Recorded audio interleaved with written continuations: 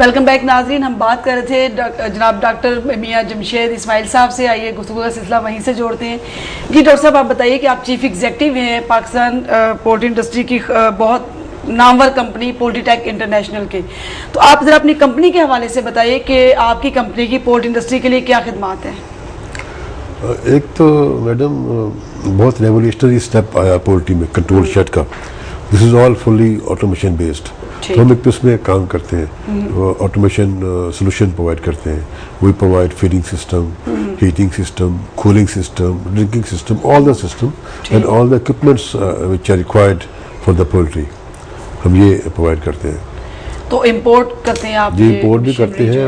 We advise the farmer as a drawing provide करते हैं, construction के सोल्यूशन प्रोवाइड करते हैं, टर्न की के ऊपर भी हम कर रहे हैं project, and we provide the equipments, all the service. Sir, आप बताना पसंद करेंगे कि आपकी इस इंडस्ट्री में दिलचस्पी की वजह क्या थी? आप पोल्ट्री की इंडस्ट्री में कैसे दाखिल हुए? जी basically I am veterinarian. I did DVM in 1979. Okay. Then I went to Karachi, एक प्राइवेट कंपनी थी मोनू ग्रुप की। I joined the company, it's a poultry company. तो बस इस तरह पे ग्रेजुअली पोल्ट्री में इंटरेस्ट डेवलप हो गया। पोल्ट्री पे रोजी रोटी बन गई, अब अल्टीमेटली ओढ़ना बिछोना बन गई। So no we are living in poultry, eating in poultry, earning in poultry, working in poultry. तो कितने अरसे से आप सर्व कर रहे हैं? फॉर द लास्ट 30 years जी, ऑलमोस्ट 33 years, 1979 ऑनवर्ड। तो इसमें आपकी जो कंपनी है उसमें कंट्रोल शेड लगाने में भी लोगों को हेल्प आउट करती है, उसके इक्विपमेंट्स भी आप इंपोर्ट कर रहे हैं। जी। तो इंपोर्ट करने के हवाले से बताइए कि आपको बहुत ज़्यादा टैक्सेस नहीं पे करने पड़ते इस सिलसिले में? ये जी बस बड़ा डायलेमा है कि अभी पिछले बजट से पहले सेल टैक्स नहीं था ऑन द पोल्ट्री इक्विपमेंट। लेकिन हमारे यहाँ पे ना, यू नो, आज आई टोल्ड यू अर्लियर कि हमारा FBR या हमारी जो फाइनेंस मिनिस्ट्रीज है, they are not business friendly. वो देखते हैं कि यार कोई खा क्यों रहा है, why that business is flourishing, they want to stop it. अब चूंकि ये कारोबार चाह रहा था, they impose sale tax on it. 19% sale tax लग गया। उसकी वजह से काफ़ी it's a big blow to the farmers कि अब अगली जो डेवलपमेंट है वो भी कुछ थोड़ी सी स्टॉप डाउन हुई है because no equipments have become expensive. एक तो वैसे भी डॉलर प्राइस हाइक कर गई, 85 पे था, 80 से 85 पे हो गया, नाउ इज गोइंग 96 प्लस पे चला गया finally. And then sale tax की जो मार पड़ी है उससे खासी प्रॉब्लम्स हुई है। तो आप ये बताइए मुझे कि हुकूमत से किस किस्म के आपको ताउन की उम्मीद है कि टैक्स में कुछ छूट दी जाए या इंपोर्ट करने के हवाले से कोई सहूलियत आपको मुहैया की जाए? मुझे फ्रैंकली स्पीकिंग उम्मीद तो कोई नहीं, लेकिन there is no harm in trying. उम्मीद तो बहरहाल नहीं है, लेकिन चूंकि एज ए रिक्वेस्टेड अर्लियर के our governments, our policies are never business friendly, they want to crush down the business. जिस तरह हो रहा है हमारे मुल्क में कि आप देखें ना, देयर इज नो इंडस्ट्री, तो आपने सब इंडस्ट्रीज बंद कर दी। आपके लोग भाग के चले गए मलेशिया में, बांग्लादेश में, वहाँ पे काम कर रहे हैं, तो यहाँ पे काम अलाउ नहीं कर रहे हैं आप लोग। तो लेकिन बहरहाल अगर इस पर सेल टैक्स जो थी एग्जम्पशन पहले पोल्ट्री के ऊपर पे, इस पर एग्जम्प्टेड, तो अगर एग्जम्पशन भी ड्रॉ कर ली गई है, तो अगर वो एग्जम्पशन दे दे तो उसमें काफ़ी चांसेस है फ्लोरिश होने का बिजनेस। अच्छा सर, चिकन पर भी सामना करना पड़ा था आपको GST का, उसके साथ फीड पर भी। तो उस दौरान काफ़ी आप लोगों ने एहतजाज भी किया था, हुकूमत से अपील भी की थी कि हमें इसमें छूट दी जाए या ये जुल्म ना किया जाए ताकि जो मुर्गी है वो गरीब आदमी की पहुंच से ये ना हो कि निकल जाए। तो उसका खातिर ख्वाह नताइज हासिल हुए थे? जी मैंने उसके थैंक्स गॉड कि एटलीस्ट जो फीड हमारी बच गई, हमारी मुर्गी बच गई आवाम के लिए, वरना इक्विपमेंट वाले पकड़े गए कि they were caught in sale tax. तो इसलिए हमने ना लेसर पे we compromise, okay no problem, हम कुर्बानी का बकरा बनते हैं, आप इक्विपमेंट पे ले लें, लेकिन प्लीज मुर्गी को ना छोड़ दें, वरना मुर्गी तो फिर आवाम के लिए बकरा के गोश्त होती ना, आपको ना मिलती मुर्गी। मतलब गरीब आदमी की पहुंच से फीड पे सेल टैक्स लगता, फीड के लिए मसले खड़े होते हैं, then again पोल्ट्री के ऊपर प्रॉब्लम आ जाती है। सर, पोल्ट्री इंडस्ट्री में भी क्राइसिस का सामना रहता है आप लोगों को। लास्ट टाइम बर्ड फ्लू आया था, आजकल एंडी के बारे में अफवाहें भी गर्दिश कर रही हैं और कुछ बीमारियों को भी देखने में आया कि फ्लॉक तबाह हो रहे हैं। तो इसकी वजूहात क्या हैं? क्या पाकिस्तान पोल्ट्री इंडस्ट्री के पास कोई अपनी जदीद रिसर्च लैब नहीं है, या क्या वजूहात हैं क्योंकि टेस्ट नहीं हो पाते? इस बीमारी को ओवरकम अभी तक क्यों नहीं किया जा सका? देखिए जी, ये इस लॉन्ग फिनोमेना। अब जहाँ तक बात है लैब्स की, तो लैब्स तो अवेलेबल है, every company has is own lab. Then government sector में नो डाउट इसमें काफ़ी काम किया है। We have got VRI, veterinary research institute है, who is producing vaccines. We have got PRI, poultry research institute, government has made special institute जो पिंडी के अंदर भी है, लाहौर में they have got the office and they no doubt they work a lot. Then PARC भी रहनुमाई कर रही है इस मामले के अंदर, and they are trying to eradicate that disease. लेकिन you know disease, bacterias and viruses, they are normally stubborn, वो हमारे कहने से जाती नहीं है, they take their own time. उसमें we are fighting against it. अब may be some people are trying to develop some local strain vaccine, क्योंकि over the period of time strain change हो जाते हैं। तो now they are trying to develop local strain vaccine.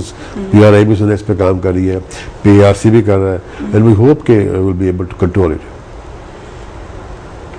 Sir, एक निजी channel पे चंद दिन पहले एक बात सुनने में आई थी कि एंकर का कहना था कि जी मुर्गी को मसनूई तरीकों से चंद दिनों में बड़ा कर लिया जाता है। तो इसमें मतलब लोगों में कुछ शक व शुबहात भी पाई जाती हैं कि इसमें क्या ऐसी चीज़ें इस्तेमाल की जाती हैं, क्या वो सेहत के लिए मुज़र तो नहीं है? तो इसमें किस हद तक सदाकत है? बड़ी इंटरेस्टिंग बात है। मैं हैरानकुन बात है कि बहुत लोग मेरी तरह चार्ज बातें पढ़ के भी जाहिर रहते हैं कि देखिए, nature can never be change. ठीक, वहाँ मैंने बात सुनी थी कि देख सकते जी, पहले ज़माने में मुर्गी होती थी, मुर्गी के नीचे चूजे अंडे रखते थे, अंडा 21 दिन में आता था। अब तो जनाब वो दौड़ादार अंडा मशीन से निकल रहा है। It's not like this. आप you can't change the nature, you can't change the basic rule of nature कि अंडा 21 दिन में ही बच्चा बनेगा। बट अगर आप रखेंगे मुर्गी के नीचे तो वो तो 10 रख लेंगे, 12 रख लेंगे, 50 रख लेंगे। अब जो आपकी पॉपुलेशन बढ़ी है तो you need large scale production on a commercial scale. So when you need commercial scale production, then you have to go for the mechanic production. तो मशीन क्या करती है कि वो एटमॉस्फेयर जो मुर्गी अपने बच्चे को अपने नीचे देती थी, वही टेम्परेचर, वही नमी का तनासब, या मुर्गी अगर पाँव से अंडे को टर्न कर रही है तो मशीन अब टर्न करती है। लेकिन होता है 21 दिन नहीं पाता। It's not possible, nowhere in the world you can't do it कि आप 2 दिन में अंडा पैदा कर लें। प्लास्टिक का तो यू कैन डू इट, 2 दिन का चूजा पैदा कर लें, बट प्रॉपर चूजा जिसने ग्रो करना है वो पॉसिबल नहीं है, पहली बात। सेकेंडली, वो जो उन्होंने ये भी कहा सुना कि जी वो पहले ज़माने में मुर्गी घर पालते थे और मुर्गी जनाब हमारे सामने पलती थी और वो हम खाते थे। भाई आप देखिए मुर्गी खाती क्या थी? वो या तो आपकी फेंकी हुई रोटी, या बाहर गंदी नाली में से शिट, या कचरे के ढेर में से, उसे आप खाना पसंद कर रहे हैं। ये मुर्गी जो बड़ी हाइजीनिक डेवलप हो रही है कि आप जाओ कंट्रोल शेड में तो यूल फील कि यही बैठ जाओ। आपके घरों में 24 AC ऑन नहीं होता, होता है? नहीं होता ना। वहाँ पर 24 hour they are living in air condition, एक टेम्परेचर है, व्हाट इज द रिक्वायरमेंट, वो उन्हें दिया जाता है, and they live on that temperature till the marketing. और जहाँ तक फीड की बात है कि हाई क्वालिटी फीड पाकिस्तान में पैदा हो रही है। We are exactly very close to international standards, very hygienic feed होती है। ये कहने कि जनाब वो आप इंजेक्शन देते हो मुर्गी फूल जाती है, it's never like this, it's not possible. आपने, ये साइंस है, तो साइंस ने इसको कर दिया कि आप बर्ड की ये रिक्वायरमेंट है, आपने पर डे इतने ग्राम फीड इतनी प्रोटीन वाली देनी है और बर्ड आपका ग्रो करेगा। सिंपल सी बात है। अगर आप बसे पाल रहे हैं बर्ड को कचरे के ढेर पे, that might take 6 months or 5 months। अगर आप प्रॉपर रिक्वायरमेंट देंगे, जिस तरह फीड बन रही है कि 24%, 22% प्रोटीन है, एनर्जी है, उसमें everything is calculated, lysine, methionine, phosphorus, calcium, everything is given on a calculated basis. It's a very hygienic feed जिस पर बर्ड पलता है, it's a very hygienic protein which we eating. Sir, एक तो ये शॉर्ट पीरियड में बात गर्दिश कर रही थी कि जी बहुत कम दिनों में मुर्गी को बड़ा किया जाता है। उसके साथ साथ कुछ डॉक्टर्स हजरात का भी कहना था कि मुर्गी को खाने से हार्मोन्स में भी अजीबोगरीब तब्दीलियाँ रूनुमा होती हैं, चेहरे पर, जिल्द पर बालों का निकल आना। तो इसमें किस हद तक सदाकत है?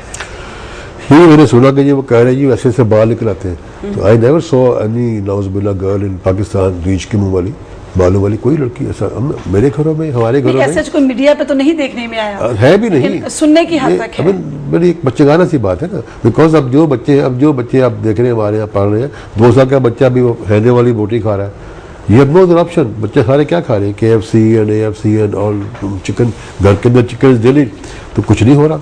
लेकिन जस्ट एक वहम फैलाने वाली बात या डिसइंफॉर्मेशन। डॉक्टर साहब, पिछले चंद सालों में पोल्ट्री इंडस्ट्री ने बड़ी तेजी से तरक्की के जो अवामिल हैं वो तय किए। आप क्या समझते हैं इसके पीछे क्या अवामिल थे या क्या वजूहात थी? ये मैडम इसमें इट्स अ लॉन्ग हिस्ट्री। ये कोई आई मीन 100 बरस का किस्सा है, 2-4 दिनों की बात नहीं वाला मामला है कि इससे पहले there were many companies like एक अमेरिकन कंपनी थी Arbor Acres, they worked in Pakistan but they vanished. फिर पैकेजेस का एक सब्सिडी ग्रुप था hybrid, they worked in Pakistan, they tried to develop poultry but they also I mean didn't sustain. उसके बाद काफ़ी लोग आते गए जाते गए। एक हमारे पाकिस्तान पोल्ट्री के फाउंडर चेयरमैन खलील सितार साहब, ये डॉक्टर हाईटेक ग्रुप के doctor Anwar Randhawa sahab, Saber group of companies के doctor FM Saber sahab, big bird group, there many few companies in poultry, big bird group के अब्दुल बासित साहब, डॉक्टर कमाल मुस्तफा कमाल साहब, doctor Abdul Karim sahab, SB group के डॉक्टर सादिक साहब, इस्लामाबाद बड़ी कंपनी के doctor Aslam sahab. I mean then they conceive the idea and these are the people. इनमें से कुछ लोगों ने स्क्रैच से काम शुरू किया and they work very hard and they worked day and night and they worked very hard। तो पोल्ट्री काफ़ी देन इन लोगों की मेहनत से आज की जो पोल्ट्री की आप शेप देख रहे हो किसमें दे लॉस्ट ऑल्सो। ऐसे भी टाइम हुए हैं कि जनाब बिल्कुल it's a roller coaster business कि ऊपर चला गया तो नीचे आ गया कि they have to sell many things again to restart. फिर उन्होंने वो कहते हैं you don't keep all the eggs in one basket, तो फिर उन्होंने इकट्ठे किए, फिर काम शुरू कर दिया। तो वही शेख चिली वाला प्रोसेस है जिसमें लोग they went they under through, तो उसके बाद इस तरह ये डेवलप हुई इंडस्ट्री। सर माशाल्लाह से जैसे कि मैंने अभी नाज़रीन के साथ भी शेयर किया कि रमज़ान मुबारक महीने का आगाज़ हो चुका है, तो पाकिस्तान पोल्ट्री इंडस्ट्री की तरफ से क्या खुसूसी इक़दाम किए गए हैं ख़ासतौर पर रमज़ान बाज़ारों के लिए? क्या किन रेट्स के ऊपर वहाँ पे जो है वो लोगों को मुहैया होगी मुर्गी?